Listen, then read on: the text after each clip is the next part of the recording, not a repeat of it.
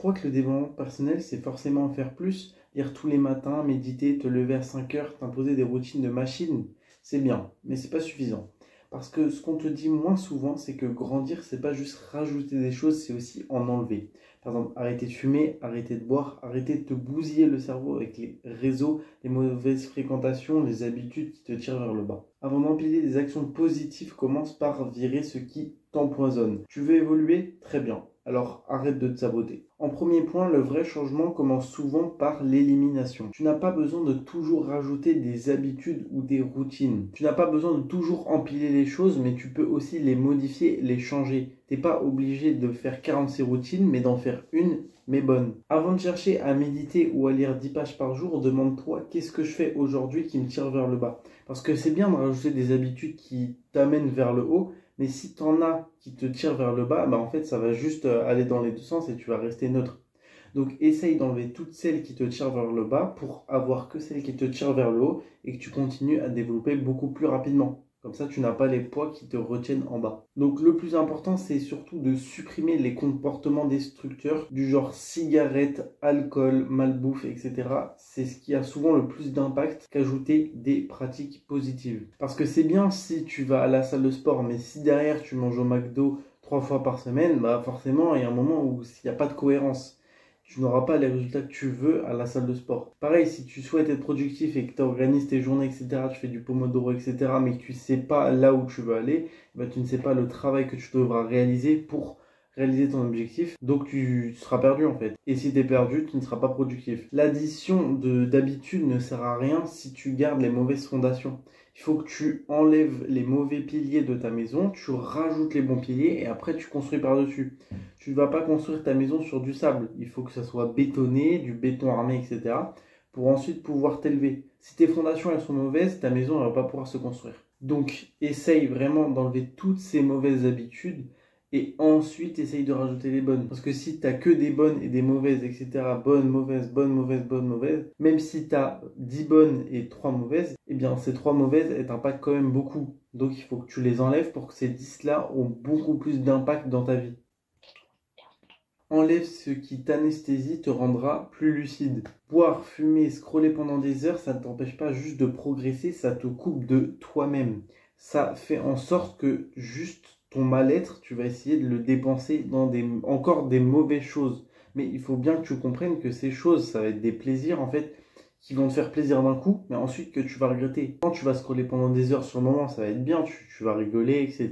Tu vas dire ok, je suis à la page, etc. Tu vas en envoyer à tes amis. Mais quand tu arrêteras sur TikTok et tu te mettras à faire quelque chose, bah en fait, tu verras que toute ton énergie a été mise pendant ces 1h30 sur TikTok et que maintenant, ça sert à rien et que tu es encore plus mal qu'avant en fait.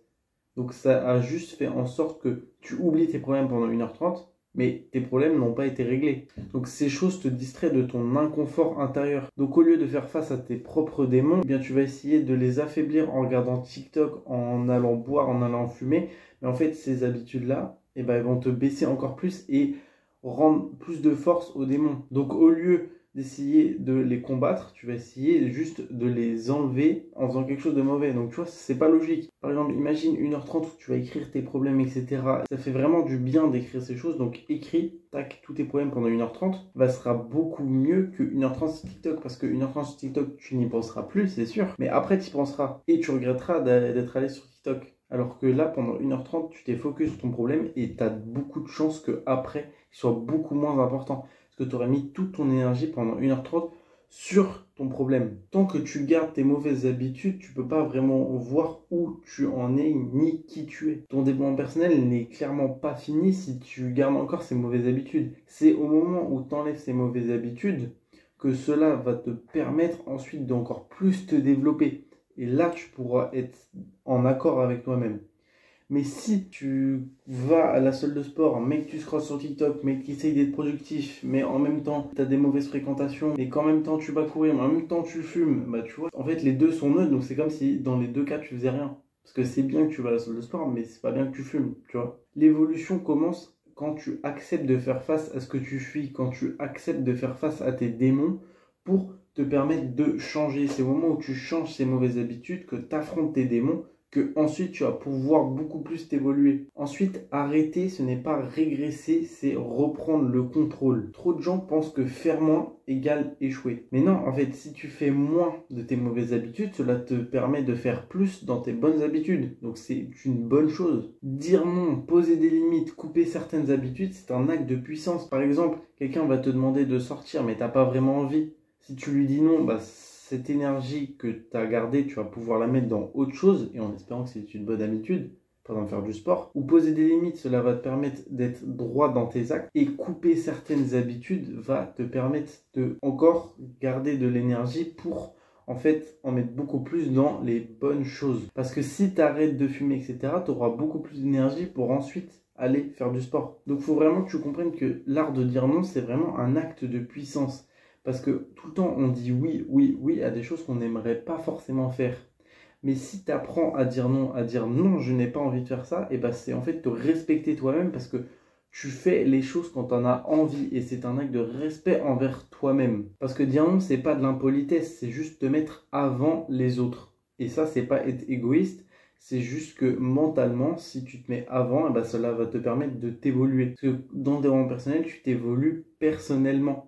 Tu n'évolues pas aux autres. Donc oui, il faut accepter de ne pas aller en soirée, de dire non à aller en soirée pour ensuite mettre cette énergie ou ça dans la salle de sport. Quand tu dis non, tu redeviens maître de ton attention, de ton temps et de ton énergie. Et c'est ça qui est super important. C'est là où tu dis que, en fait, juste pas aller à la soirée, juste pas fumer, juste pas boire, juste pas avoir des mauvaises fréquentations, eh bien, ça te va permettre de gagner de l'énergie, du temps et de ton attention. Donc tu vois, tu as plein de choses à gagner, à enlever les choses, à dire non, plutôt qu'à toujours rajouter des habitudes, etc. Le 20-80, donc c'est-à-dire les 20% d'actions qui vont t'apporter le 80% de résultats, c'est pas toujours d'ajouter des habitudes, c'est surtout en enlever. Donc mon 20% des actions, c'est d'enlever une habitude, ça va m'apporter 80% des résultats. Mais le 80-20 inverse, donc 80% des actions qui m'apportera le 20% des résultats, eh bien ça sera de rajouter encore une autre habitude à mes habitudes existantes, mais en ne touchant pas les mauvaises habitudes. C'est une idée un peu compliquée, mais j'espère que vous avez bien compris. N'hésitez pas à revenir en arrière si vous n'avez pas très bien compris.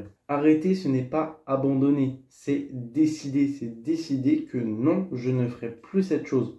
Alors certes, des fois, tu as des bonnes habitudes qu'il faut aussi enlever parce qu'elles te bouffent trop d'énergie par rapport aux résultats qu'elles t'apportent. Donc essaye de voir, mais surtout là, dans cette vidéo, c'est surtout les mauvaises qu'on vise. Et après que tes mauvaises, elles n'existent plus, ou en tout cas, les 3/4 sont partis, parce que des fois, on en a toujours un petit peu, tu pourras modifier certaines bonnes habitudes pour te permettre de garder vraiment les bonnes habitudes principales. Tu veux rajouter du positif, commence par dégager le négatif. Tu ne peux pas te construire sur ta vision quand ton quotidien est parasité par ces mauvaises habitudes. Il faut vraiment que tu enlèves ces mauvaises habitudes. Mais c'est quoi ce parasite? Ce parasite, c'est ces mauvaises habitudes. Mais tu en as plein forcément des mauvaises habitudes. Je suis sûr que là, tu en as en tête. Par exemple, trop mettre ton attention sur les femmes, ou alors aller fumer, ou alors avoir un meilleur ami que tu n'aimes plus, etc.